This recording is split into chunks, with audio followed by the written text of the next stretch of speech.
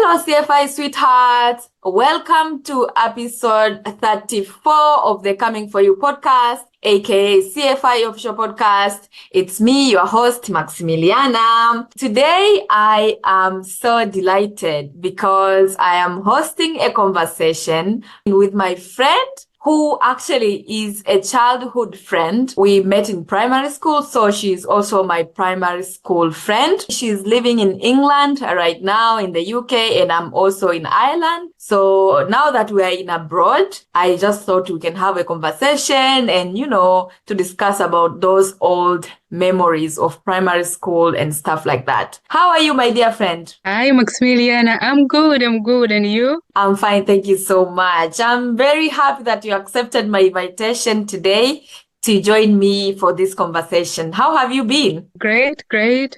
Just fighting the British cold weather and all the changes, but I'm doing great. Yeah. Okay, so you can now introduce yourself so that at least people can know your name and maybe what you do. Okay. So my name is Anna Fraterni. First time we met, it was many years ago in a primary school in Kilimanjaro, Tanzania. I live in the United Kingdom in England. It's been just life journey that have brought me this side. I'm a mother of two girls, and a student at the moment. And yeah, so that's me. Thank you so much for that beautiful introduction. You just lightened up my heart when you said you are a mother of two. They are the most beautiful children I have ever met in my entire life. Oh, thank you, Maximiliana. They adore you. They adore Auntie Maximiliana a lot. Yeah, they are so beautiful. I love the fact that they love people. They're not scared. They're just like very engaging, and so they're beautiful. So today I want us to just be ourselves because we are childhood friends. So we can just talk about a lot of things. But in particular, I want us to talk about our memories, when we were in primary school, Maha Primary School. What do you remember most in primary school? I think I have a couple of memories, but I would say, I guess, because of just years passing by, sometimes it's so easy to forget or to feel like that was then and this is now. But I will say the most important thing that I can remember about being in Maha Primary School was just a sense of community. Coming from African background, I believe even listeners out there, our culture usually have such a big sense of community. So, for example, going to school, and just meeting parents from different villages, because I used to live in another almost village, and then our school was in the other side. So just going to school, meet everybody, and just we know everybody, and then that I think was really such a great thing. That's something that I've always remembered, how we used to be close.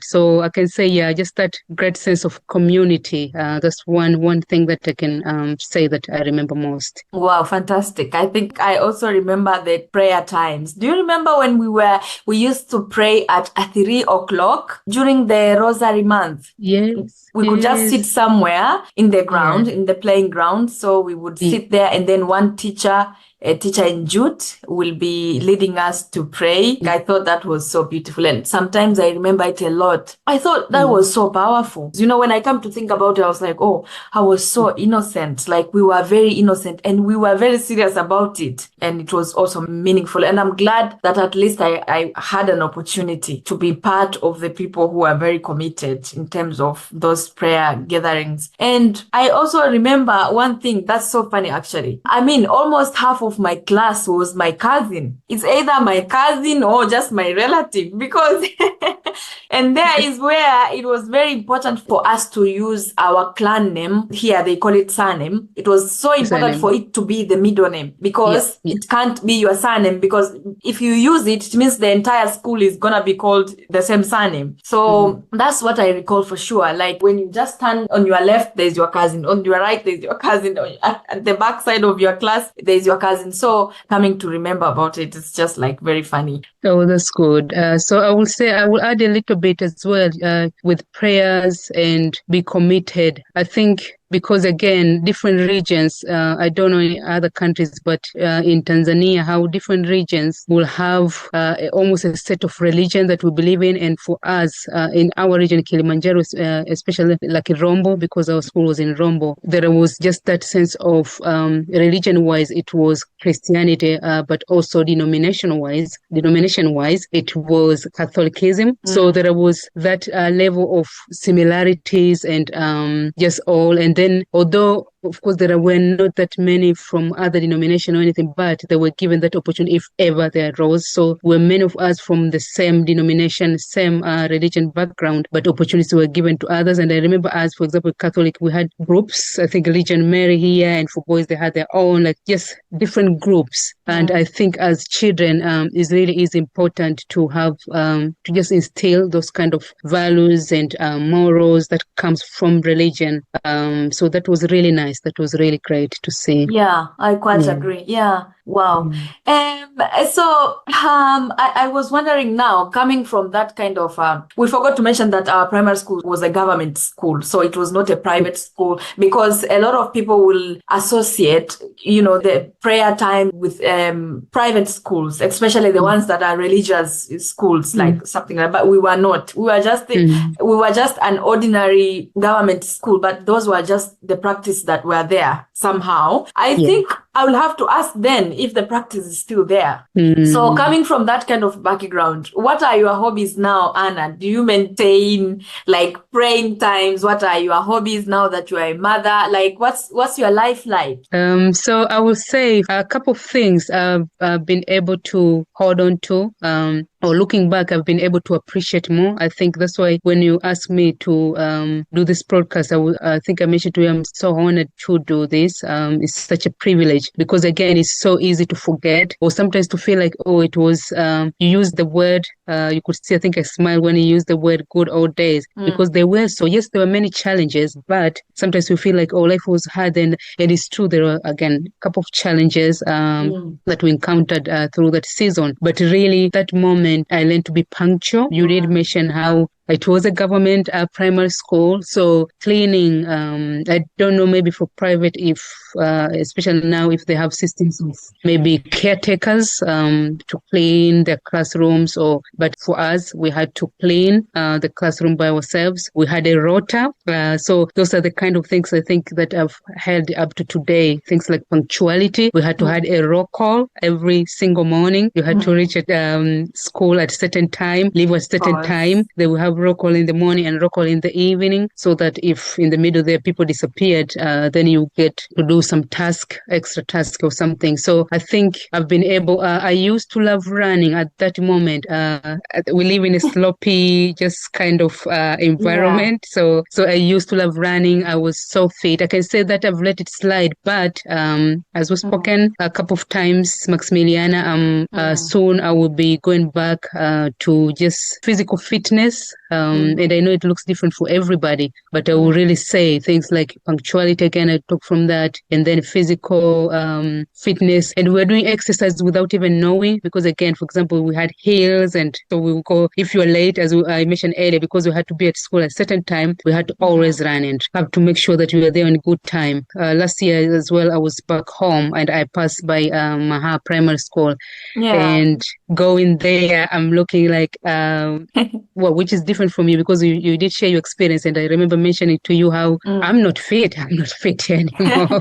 I was way too tired. Yeah, I look back and think, oh wow, how did this happen? So I think definitely from that, physically I was really, really physical fit, discipline, and I was able to be punctual. Very independent from a very young age. We used to do a lot of things at school. Yeah, so I would say I've held some reading as well. I remember just loving reading a lot, reading books. And I was able even to teach myself to read at a very young age. So when I came to school, it was just that habit of reading. So that was great as well. Yeah. And I see you transferred that to your kids as well, because when I came there, they were just reading me books. They were like, "Oh, Auntie Max, we want to read you this. Do you know Yeah, this book?" I was like, "Oh, read for me, please." They were just like reading, and they're very quick.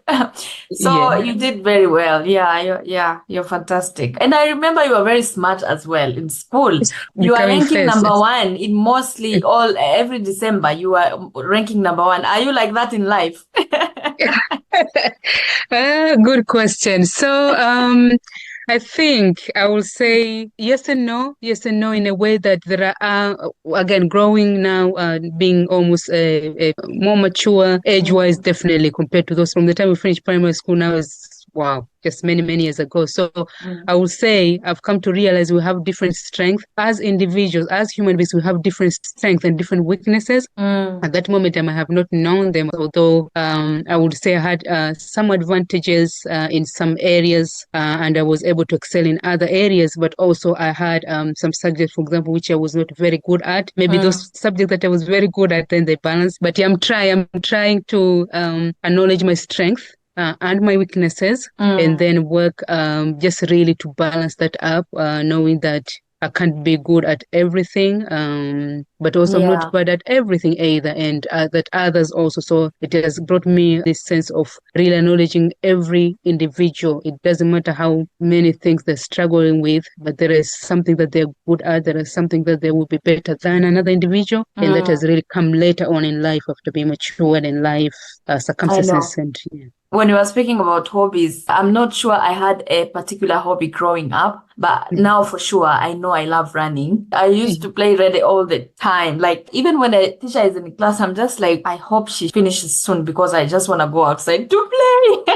Yeah, yeah. So it's called catch. It's almost like there are many categories of the game catch, but that is one of those. You throw a Mm. ball, so it's catch. That was my Mm. favorite. All the time I want to be doing that. Oh my God. Yeah, yeah, yeah. And I believe Maximiliana, you've said maybe as you were seeing it, maybe you may not connect, and I might be wrong. Mm, But that game involved a lot of running already. So mm, maybe even you today running it, you have just changed it into another because now you're doing it almost by yourself, or sometimes mm, when you find something we can run with. But mm.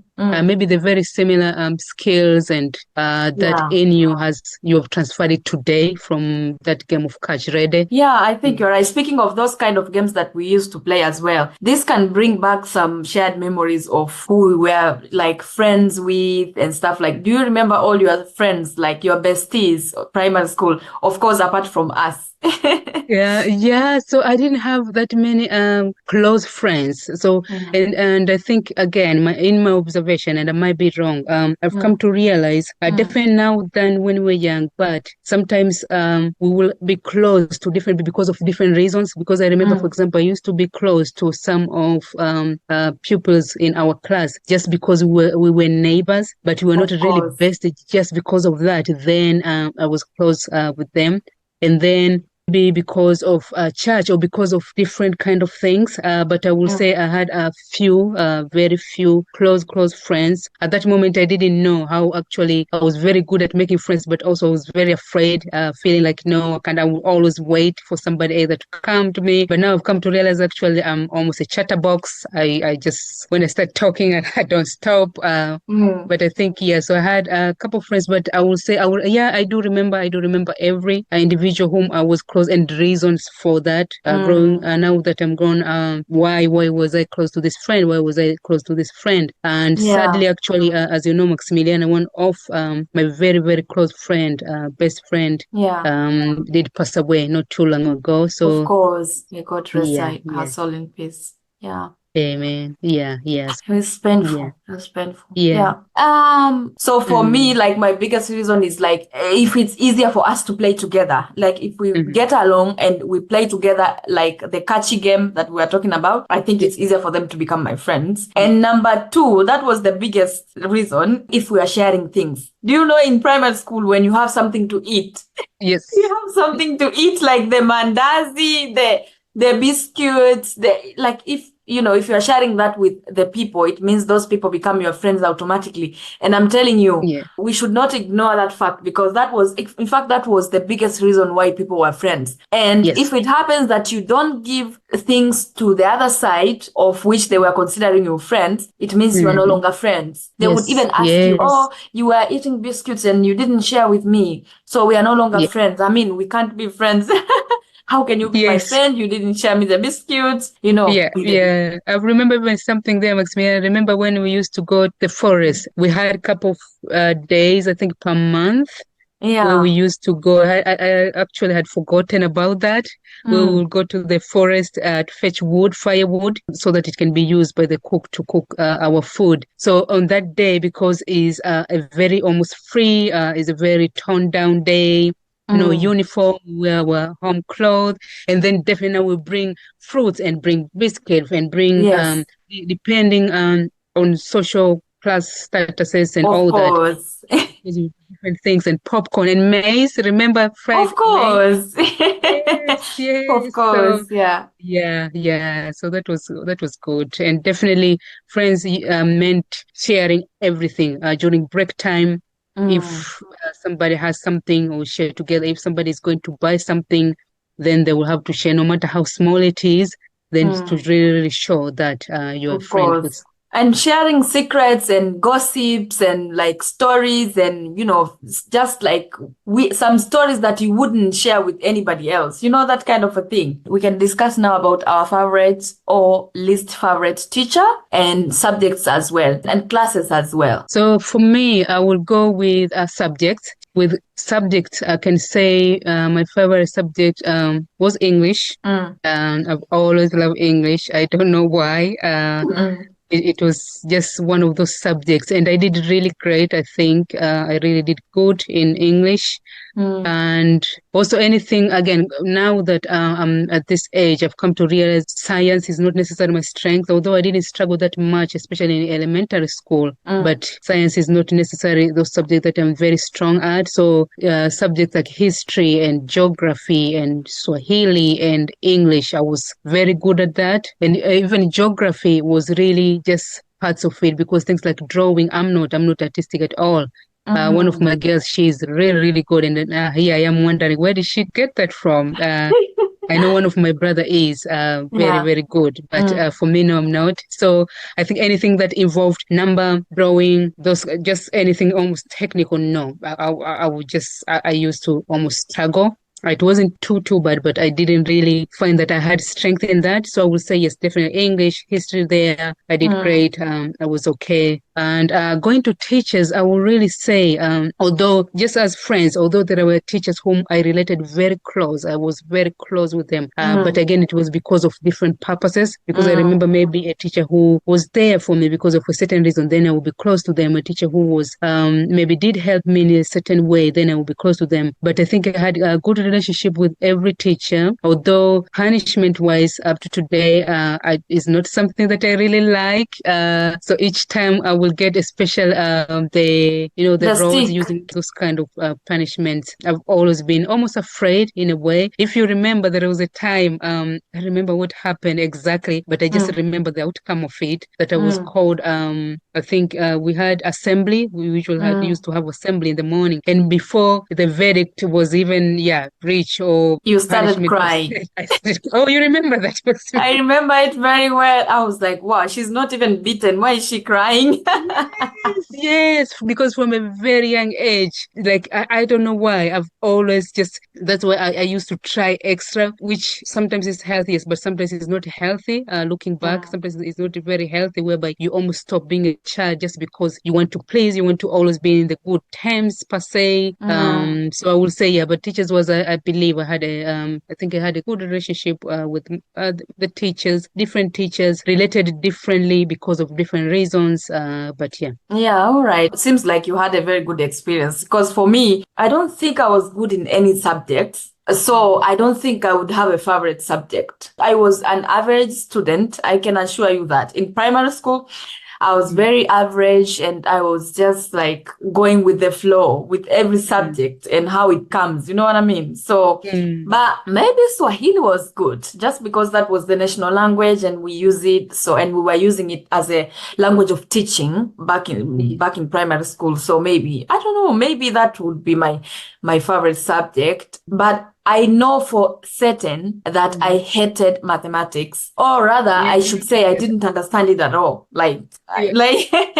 And that Mm, is a problem I have until now. I struggled with mathematics the entire time up until now. Like, I'm just not good with it. I don't know why. I even mm, worry how I will teach my kids, mathematics. Maybe I'll have to find a tutor for them. eh, yeah. So, but in terms of favorite teachers as well, I think I used to love English teacher. Do you remember Teacher Ngowi? Yeah. And I think he's retired now. Teacher Ngowi, Yeah. I thought he was very passionate teacher and he Yes. was not bully somehow. But Mm, I know for a fact that I used to really find some other teachers very problematic. I can say they abused me and my siblings and my sisters. I mean, that woman used to hate us a lot. I wish oh, one day I would sorry. be courageous to talk about the trauma that we went Mm, through in mm, primary school when we were schooling in that school it was traumatic. I'm trying to sorry. heal from things that I went through from that Mm, teacher to date. Can you imagine that? It I'm was a sorry. little bit Yeah. problematic. Yeah. Yeah, thanks. Mm, Those are the challenges as well, because of course we're discussing about old good memories. They come with their yes. own challenges as well. What were the challenges for your side during that time in primary school? Okay. I think some of them I've already mentioned. Things like, although we were very young, but economic status or social classes did show up very, very big. I Mm, remember really almost knowing, when you enter in class or school in general, and you will know which pupils have come from very affluent background, which ones are coming from middle background, social wise and economic wise, and then which one are coming from low socioeconomic mm, background. So I think out of that, it was hard for a child. So, when we're children, we just want to enjoy life. We want to mm. have good stuff too. We want to be able to buy mandazi. Pause. Yeah, when those ladies who used to come to our school to sell some snacks, we wanted to be able to do that. But sometimes you Mm, feel that, and then other things as well is almost just because we come from different families with different challenges. Those can mm, also impact our ability to connect, form healthy relationships, form mm. friendship easily, or sometimes be Yeah. influenced in a wrong way. So I can say those are the challenges that I saw. And other as well, definitely subject wise, although we've spoken how we are, sometimes we have strength in different things and weakness in different things, but I Mm, believe economic, again, status do play, because sometimes, for example, you see some pupils when they used to, during break times, maybe the mid of the year or the end of the year, they will go to Dar es Salaam, they will go to all these big cities, they will have yeah, tutors, go to tuition, then they will come with a lot of knowledges, but not every child was able to. So of I can say, course. yeah, it was very vivid to see. It was as young children again, or as a young girl at that moment, there were those challenges. And Yeah. then, although most of those did bring a lot of, just created resilience in me, yeah, they did also impact in different areas, and just friendships as well. I think we spoke about how friendship was very important to us, knowing who are your friends. And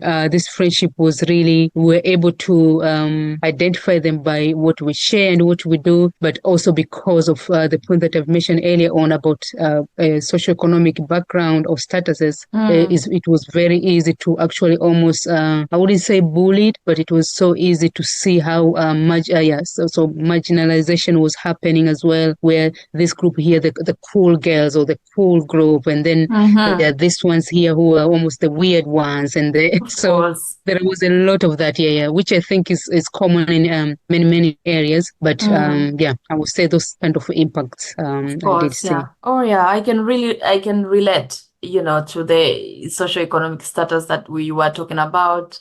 The biggest challenge for me, I think, was those kind of extracurricular activities that were a little bit problematic back in the days. I don't know why we were sent to the forest to seek woods. And then after that, we will just take the wood to one of the teacher's house. I don't know. I think I would go against that like my entire life. I don't think that was correct to be done.